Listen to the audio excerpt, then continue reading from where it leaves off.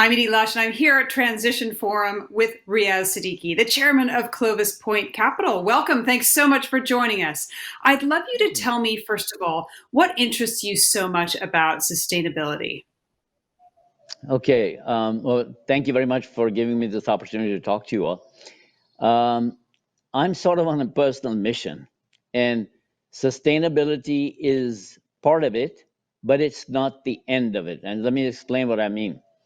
I'm one of those really privileged people that are enjoying a lifestyle that's the envy of many, many, many, many people that have come before me and people, my peers.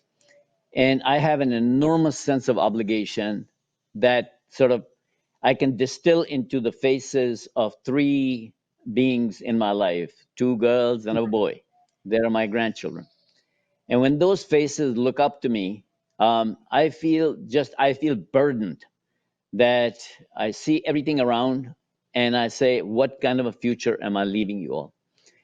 And then I look at the debate that's taking place and I find the debate lacking. And let me again explain why I find it lacking. So the debate is sustainability or not. The debate is sustainability, what form should it take? The debate is what are the economics of sustainability? Actually, the debate should be, in my humble opinion, the debate should be about the future of every child that is here on this planet today and every child that is yet to be born. That should be the debate. And we need to leave them a future that that we would wish for ourselves. You know, there's the biblical aphorism, walk a mile in somebody else's shoes before you pass judgment on them. Well, I want to change that, pass the judgment onto them to wish them the future that you would wish yourself. So I look here in Houston, Texas, where I'm at right now, beautiful surrounding. It's green, it's lush. I can hear birds chirping, and it's just a calm environment. So I look at my kids that are about these grandkids that are about to arrive, and I say, wouldn't I want to freeze frame this picture and render it in the future for them?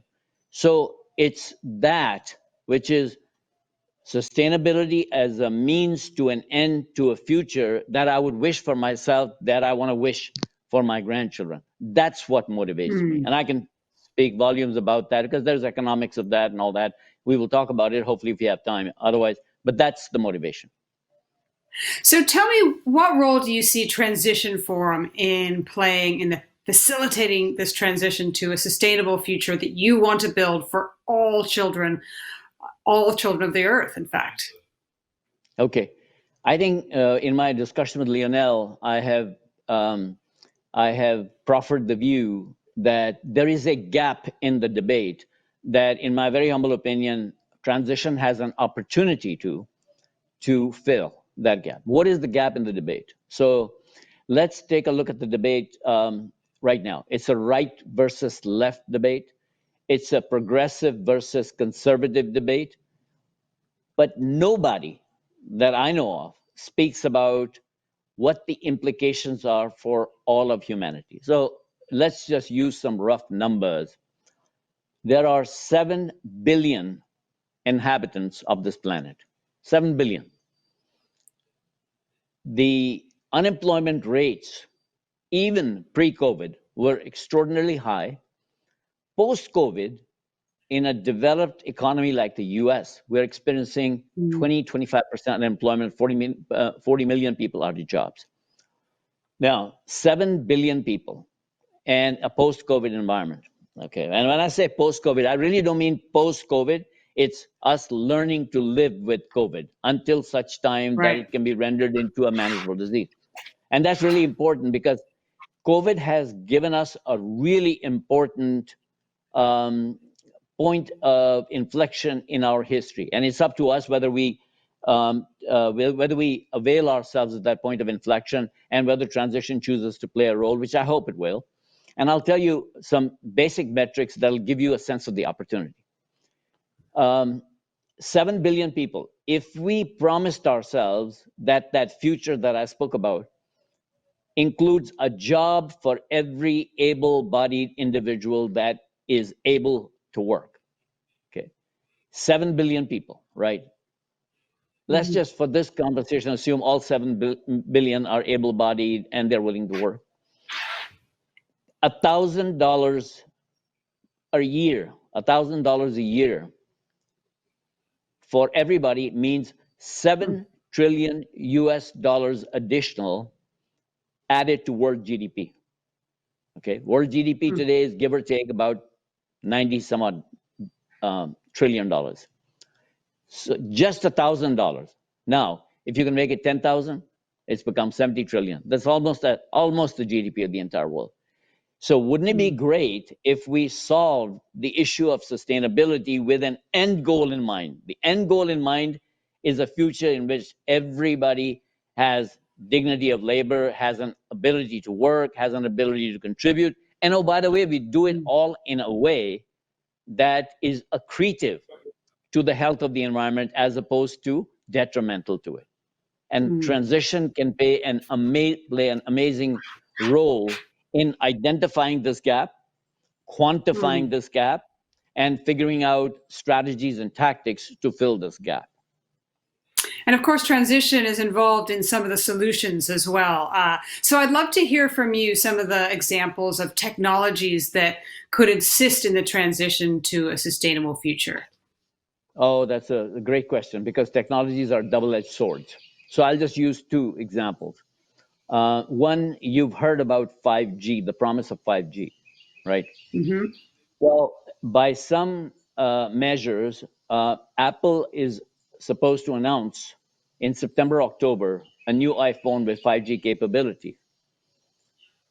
That will revolutionize the economies of the world. Okay, so that's the promise of that technology. It will render efficiencies of a quantum that the two predecessor technologies, one, the internet, which caused all this to happen. Number two, the smartphone. 5G is going to magnify the impact of the first two technologies by an order of, just to use a number, by an order of a millionfold. Okay. Has tremendous potential benefits for, autonomous driving vehicles, remote surgeries, just tremendous benefits for society. However, I just told you it's a double-edged sword. The other side of the sword is, unless we plan for this full employment future, full employment with climate benefits, it will actually exacerbate millionfold the inequality in income. Okay, so that's one technology where transition could establish a think tank of sorts, find all the experts in the world and say, hey, can we change the problem statement to not just the benefits of 5G, but the benefits of 5G accommodating all societal impacts, including a full employment future in a climate accretive way? Now, that's a mouthful, but that's the challenge. Okay, so that's one technology.